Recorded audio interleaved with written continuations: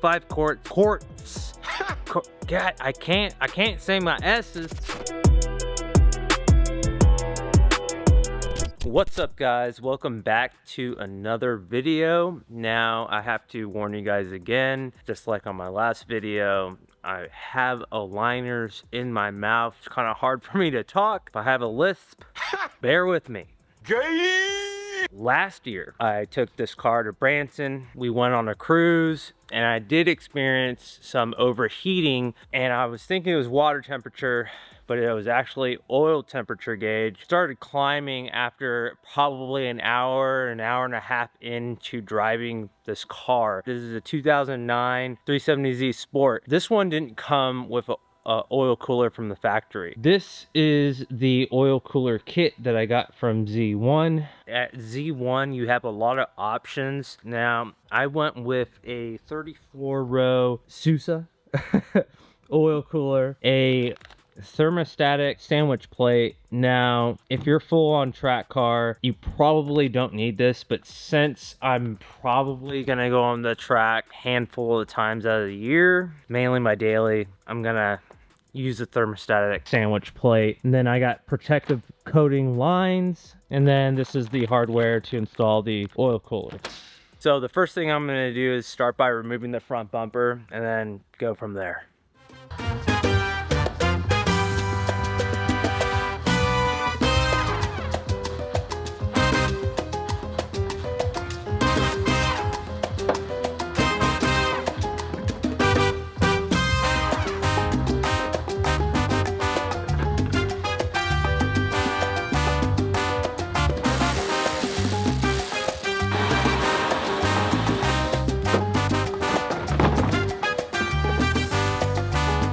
This bumper has been off of this car quite a bit, so it's pretty easy to do. Probably more stuff underneath, such as a under tray, but this doesn't have one. Clips and a 10mm, and it's all. It doesn't really matter which way you have the oil cooler. When you're looking at the vehicle, I want this to be readable, so I'm just gonna position it like this. Start by assembling this bracket like so, and then install the brackets up top.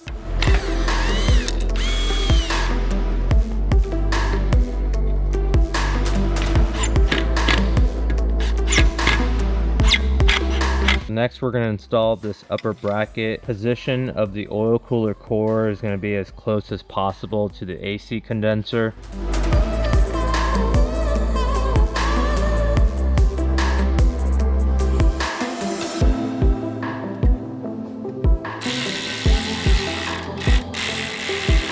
So I actually had this bracket flip around the other way, but it's supposed to be flat on this side. That's what it should look like. Next, we're going to mount this to the AC condenser, but before we do, we're gonna have to put these little C-clips. It's gonna be mounted closest to the driver's side of the AC condenser. These C-clips are gonna go right here, and then your oil cooler is gonna be mounted right here. Bracket right here is actually going to go behind the center bracket, so we're going to slip that behind, and it should just rest where these holes are down here. Now that this is temporarily on, you want to get an idea where you're going to be drilling a hole right here, because there is no hole from the factory brace here, so we're going to have to drill one so that we can attach this top bracket.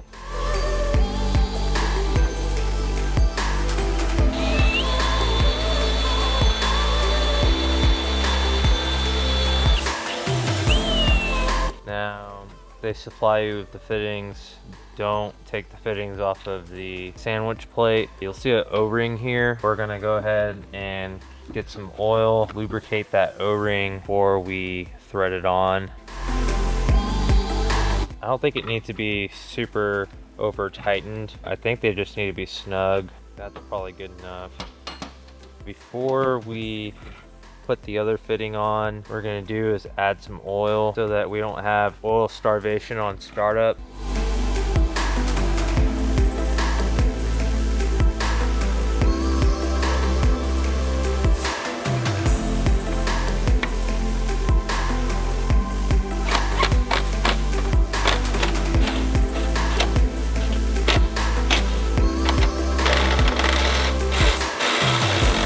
Next, you'll need to determine which one's the longer hose and which one's the shorter one. The longer one is going to be bolted to the closest to the driver's side fitting, and then the shorter hose is going to be closest to the passenger side fitting. Before we do that, I'm going to loosen the windshield washer reservoir. These lines are going to come across here and then go through here. That being said, we're also going to have to remove this air dam deflector, cut this off so that the lines can go through.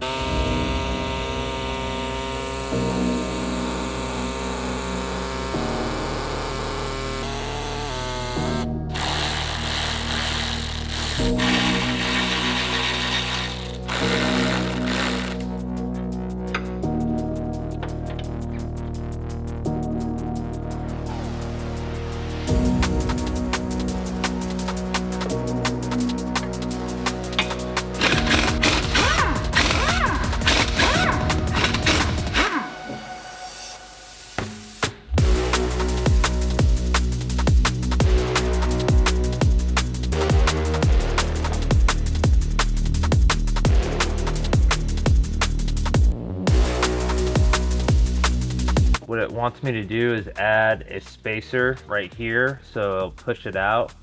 And what we're going to do is route the line through the power steering cooler lines and in through this opening where the frame rail is. I think what I'm going to do is route it first before I put that bracket on.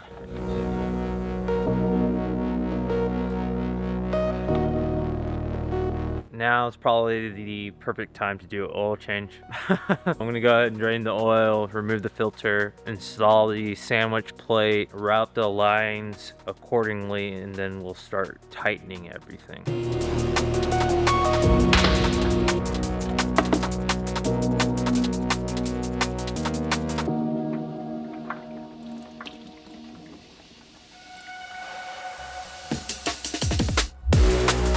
So just do the same thing we did the other ones. Lubricate the O-ring and then tighten them up.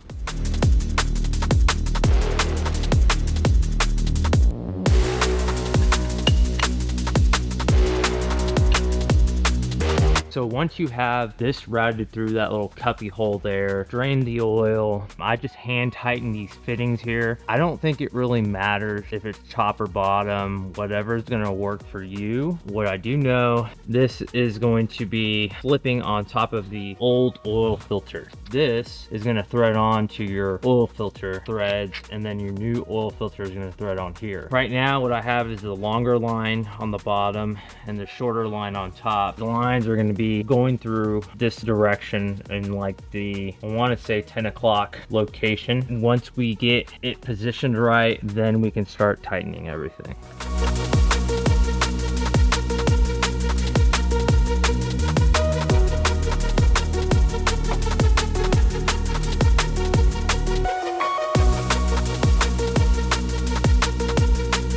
I finally got it orientated right. I had to look at the instructions Z1 sent me, and I thought I needed to orientate this at more of a 10 o'clock, which was going to be, it said between the alternator and this motor mount for the 09 models. I forgot the previous owner blew this motor, so it has a different engine in it.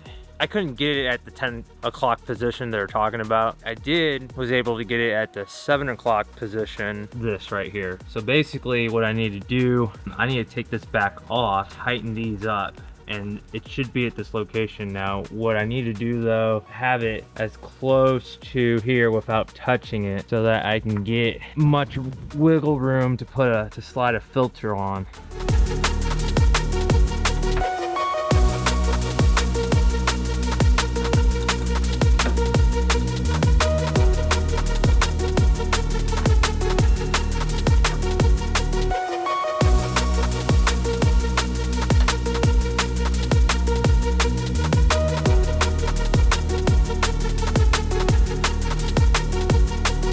This is how I have it installed and routed.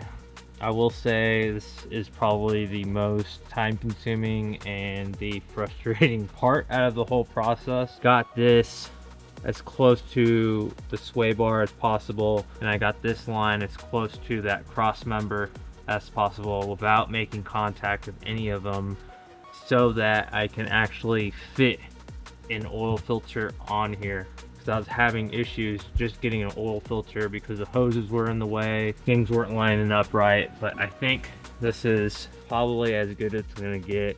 Hopefully everything's tight, nothing leaks. But as you can see, the gap on here is just, we're almost hitting, so hopefully that won't cause problems in the future. I gotta put that little extension bracket on there, zip tie some stuff, and then we're gonna see if we have any leaks. So I got these tightened up. This bracket right here, that's the extension, so it clears it and it gives me room for this area to route the hoses. So that's what that is, that little spacer. That's what we're gonna do right now, is see if we have any leaks, fill it with fluid. I'm gonna fill it with 5 quarts and then go from there. God dang, I can't talk. Ugh. Fill it with 5 quarts. God, I can't say my S's with these damn aligner thingies. 5 quarts of oil.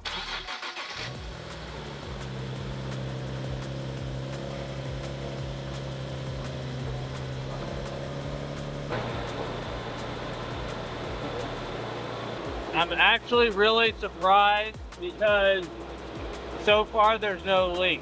I don't know why, but I've always had a fear of not tightening the AN fittings right. We're definitely gonna wait till we get a full operating temperature, check oil level, all that jazz, and let it run for a little bit because I'm a little bit paranoid.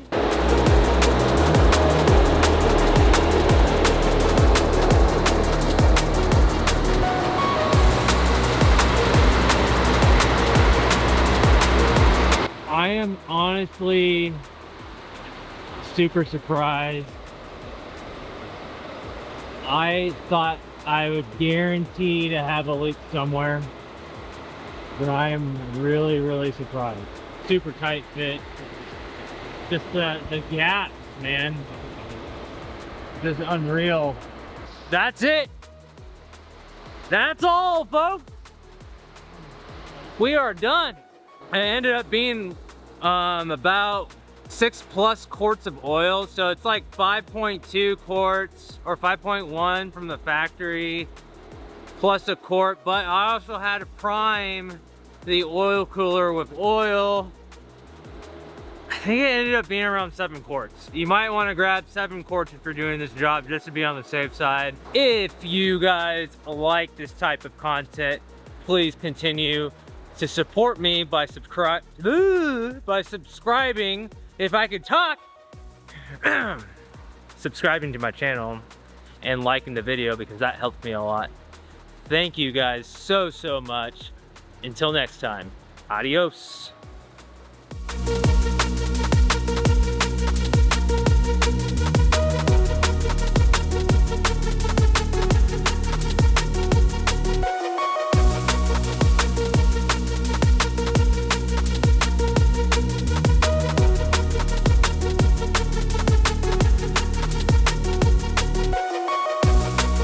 Oh yeah, I almost forgot. Don't forget your zip ties.